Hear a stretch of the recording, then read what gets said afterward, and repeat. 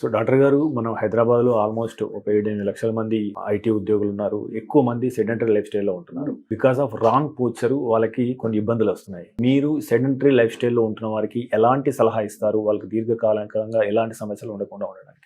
Very important question. నేను ఈ IT కంపెనీస్కి వెళ్తూ ఉంటాను టు గివ్ ఎడ్యుకేషనల్ టాక్స్. ఇప్పుడు అక్కడ వెళ్తే సపోజ్ 2 types, సీనియర్ సిటిజన్స్ గ్రూప్స్తో కూడా మాట్లాడతాను, ప్లస్ ఐటీ క్రౌడ్తో కూడా మాట్లాడతాను.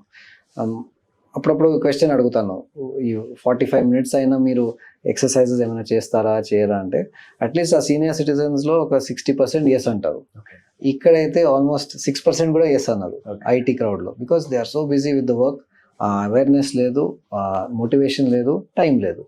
సో ఐటీ క్రౌడ్కి most important thing is, health is wealth అని మనం చెప్తాము, లూజ్గా చెప్తాం. బట్ అది క్లీషేడ్ ఉన్నా సరే అది ఎంత ఇంపార్టెంటో మాకు తెలుసు. బికాస్ హాస్పిటల్లో రోజు చూస్తాము, ఒక 1 split secondలో లైఫ్ మొత్తం టర్న్ అరౌండ్ అయిపోతుంది. ఇప్పుడే మనం మాట్లాడాము, ట్విస్టింగ్ ఇంజురీ, సడన్గా 1 secondలో patient is not able to be the same person he was before the incident.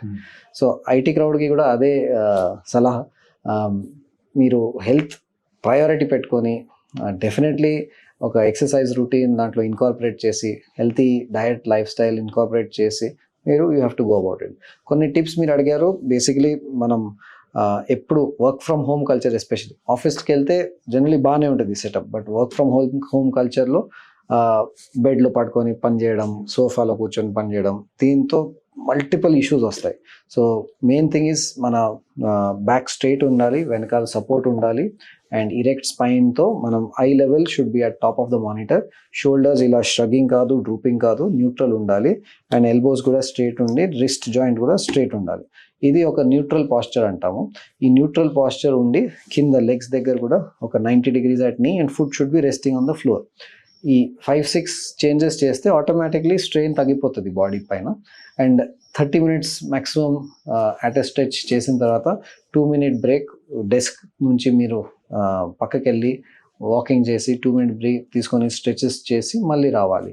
So ఇప్పుడు మా ఆక్యుపేషన్ ఈజ్ అ లక్. అంటే మాకు మీతో మాట్లాడుతున్నాను, తర్వాత పేషెంట్స్ చూస్తాను, పేషెంట్స్ రూమ్ టు రూమ్ వెళ్తాము, రౌండ్స్కి వెళ్తాము, ఆపరేషన్స్ చేస్తాము. ఇవన్నిట్లో ఒక వెరైటీ ఉంది ప్రతి దాంట్లో. బట్ ఐటీ ప్రొఫెషనల్స్ అట్లా కాదు, 8 to 10 hours వాళ్ళు సిస్టమ్ ముందే ఉన్నారు. So the amount of strain felt by the neck, shoulders, back, spine, మొత్తం ఇట్స్ టూ మచ్.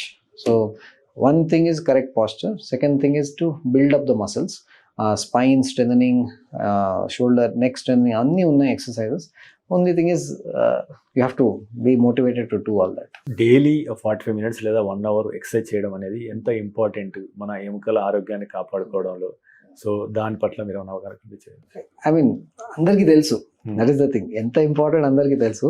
బట్ ఆ ఇంపార్టెన్స్ని మీరు థియరటికల్ నుంచి ప్రాక్టికల్లో కన్వర్ట్ చేయడానికి అక్కడే పీపుల్ లూజ్ ద ట్రిక్.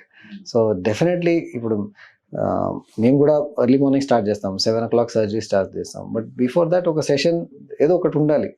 నేను పర్సనలీ టెన్నిస్ ఆడతాను, జిమ్కి వెళ్తాను అట్లా. But at least 1/2 hour to 40 minutes day అది పెట్టుకోవాలి. లేకపోతే it is just abusing the body అంతే. బికాజ్ ఒక గిఫ్ట్ మనకి, health is a gift, greatest gift అది. So if you abuse that then there is no meaning. We are nothing without our health, అంతే కదా. మీరు తీసుకునే అదే మందులు, అదే నాణ్యమైన మందులు, కానీ సగం ధరకే. అవును, మెడ్ ప్లస్ బ్రాండ్స్ పై 50 to 80% తగ్గింపు.